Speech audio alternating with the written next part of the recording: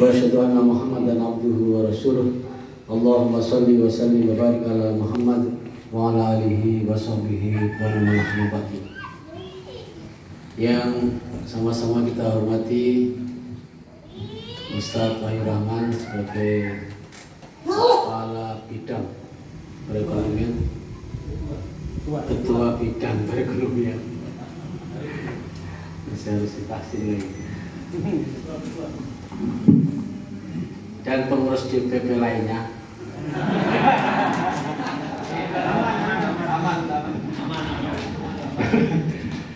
Yang kami hormati anggota DMW Ustaz Maman Hani, yang kami hormati seluruh pengurus DPD Hidayatullah Jawa Barat, yang kami hormati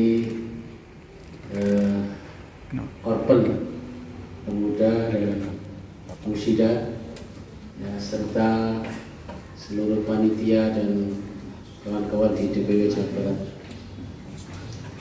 Alhamdulillah, selama 2 hari sudah kita laksanakan kegiatan rapat kerja wilayah DPW Jawa Barat yang mengusung tema serentak dari pusat, ya, konsolidasi jati diri, organisasi dan wawasan menuju terwujudnya standarisasi dan integrasi sistemik.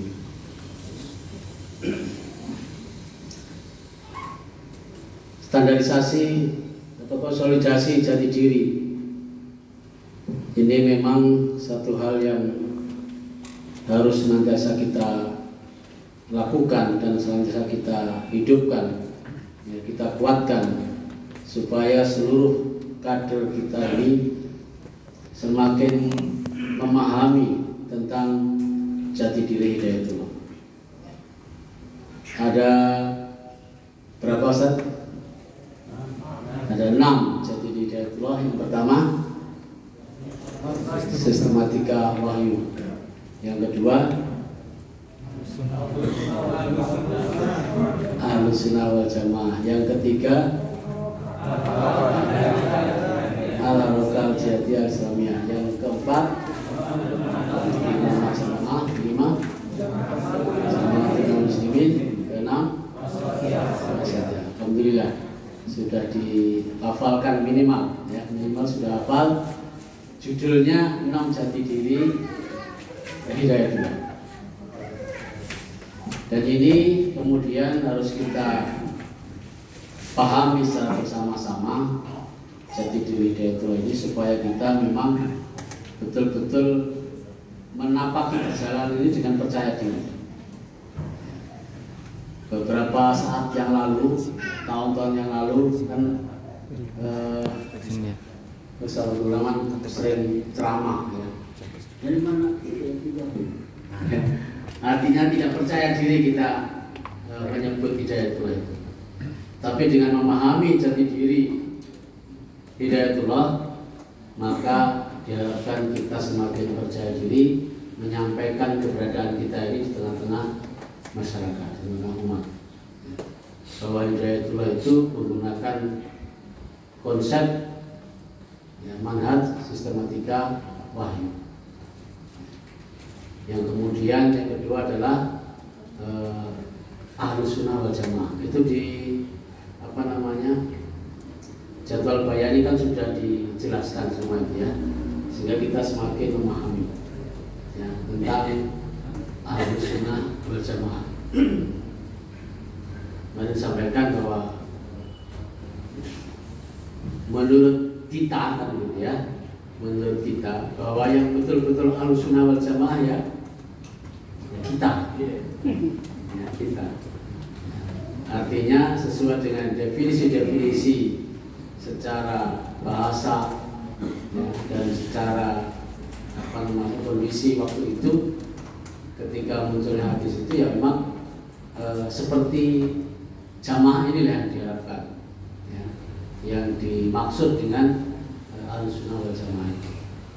Sehingga kenapa kita penting menyatakan bahwa kita ini adalah Ahlus Sunnah wal Jamaah, karena memang ini yang disebut oleh Rasulullah. yang dimaksud dalam hadis Rasulullah ya Ahlussunnah wal Jamaah, sehingga masing-masing kemudian ya, menyatakan diri sebagai Ahlussunnah wal Jamaah. Tapi harus dipahami bahwa seperti Hidayatul inilah yang sudah menerapkan Ahlussunnah wal Jamaah. Mungkin sebagian yang lain sudah nampak Ahlussunnahnya, tapi wal Jamaahnya belum kelihatan. Sementara alhamdulillah kita di Hidayatul ini dengan konsep yang sudah disampaikan oleh Ustaz Abdul Said itu, kemudian kita membangun sistem, ya, membangun organisasi kita ini dengan imamah jamaah yang jelas.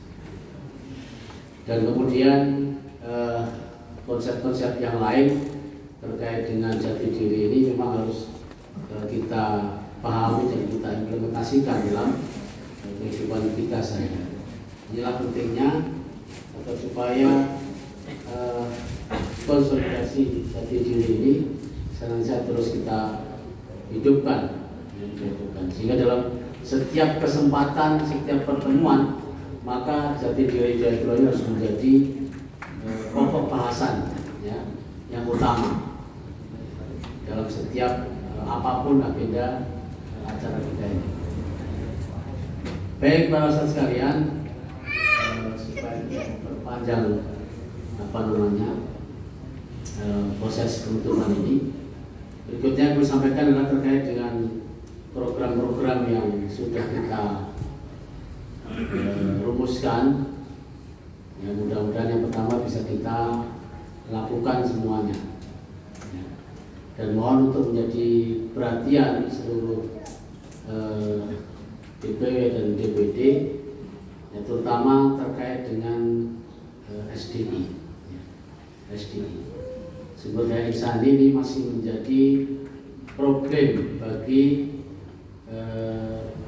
seluruh cabang-cabang di Indonesia, ya, sehingga yang diributkan adalah permintaan pengiriman kader.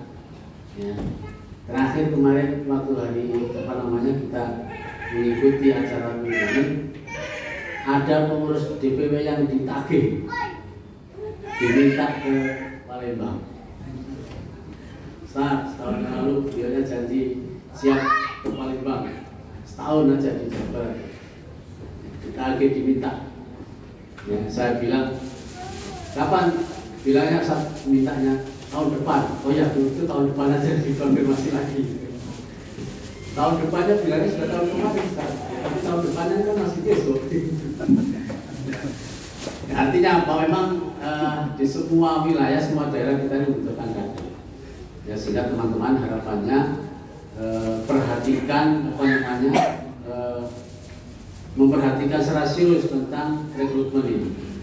Nah, rumah Quran yang kita hadirkan itu diantaranya juga memang adalah untuk sarana rekrutmen kader.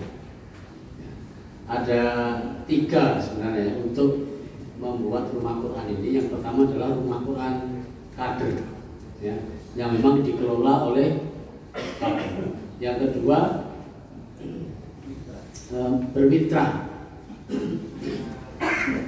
Rumah Quran yang sudah ada itu kemudian kita ajak bermitra, ya, dengan kerjasama kita melakukan pembinaan dan kemudian di-branding menjadi rumah Quran Hidayatul. Yang ketiga, ya, model-model maklar, ya. Model maklar artinya kita sambungkan, kita cari orang yang bisa mengajar Al-Quran, kita carikan santrinya, kita carikan tempatnya, ya. Sehingga akan semakin banyak orang yang terlibat dengan kita. Nah, rekrutmen itu adalah melibatkan orang lain bersama-sama kita, ya. Tidak harus kemudian direkrut harus jadi anggota dulu, ya. Tidak, tetapi libatkan saja orang-orang sebanyak-banyaknya dengan kita, supaya mereka kemudian berproses dan kemudian pada saatnya mereka memutuskan, iya, saya akan bersama-sama Hidayatul. Tapi proses ini perlu kita lakukan, dan itu juga dilakukan oleh Bapak kita perintis dulu. Ditugaskan sendirian itu kemudian cari orang, cari teman.